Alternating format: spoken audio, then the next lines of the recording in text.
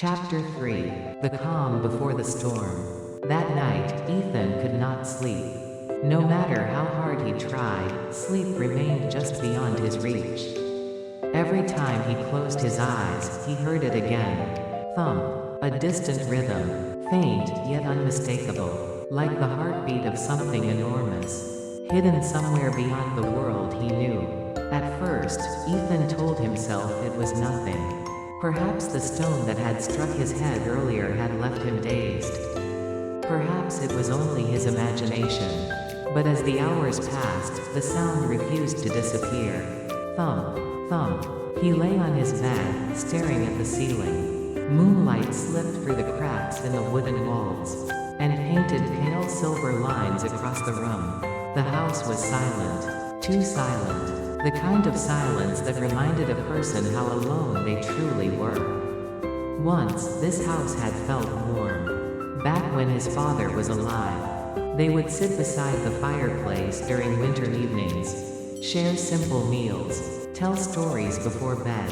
Back then, the house had felt like a home. Now it felt like a memory. A shell left behind by someone who no longer belonged anywhere. Ethan slowly sat up. After a moment of hesitation, he reached for the drawer beside his bed. Inside lay the few possessions his father had left behind. Carefully, he pulled out the worn leather journal. The same journal that had changed everything the night before. He lit a candle and opened it to the final page. The words were still there, unchanged, waiting. Never go to the Northern Valley. Ethan stared at the sentence for a long time. He had read it dozens of times already. Yet every time he read it, new questions emerged. Why?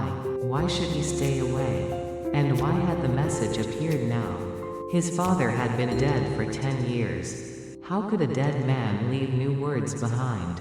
His fingers traced the faded handwriting, as though touching the ink might somehow reveal the answers. Father. The word escaped his lips softly. The room offered no reply. Of course it didn't. Yet Ethan continued anyway. Were you really a coward?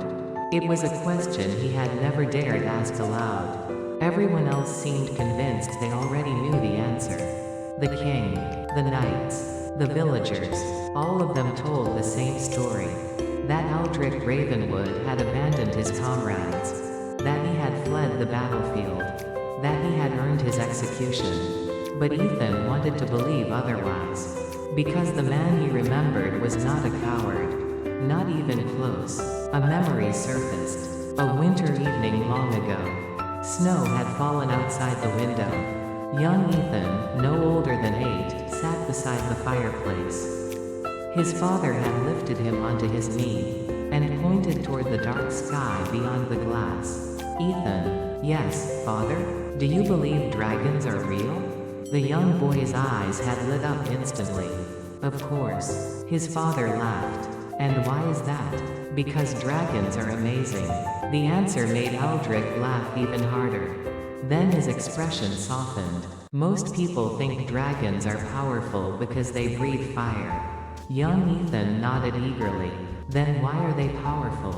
Aldrich placed a hand gently over his son's chest, right above his heart. A dragon isn't defined by strength. Ethan blinked. Then what makes a dragon? His father smiled. A quiet, thoughtful smile. Someone who keeps moving forward even when they are afraid. The fire crackled softly between them. Someone willing to give everything to protect the people they love. Young Ethan didn't fully understand, but he never forgot those words. The memory faded. The cold room returned. The journal remained open before him. Ethan swallowed hard. A person like that. His voice trembled. Doesn't sound like a coward. He quickly looked away, because suddenly his eyes were burning. Because suddenly he felt very close to crying. Then, tap. A small sound struck the window. Ethan froze. For a moment, the room became completely still. Tap. There it was again. Definitely outside. Slowly, he stood.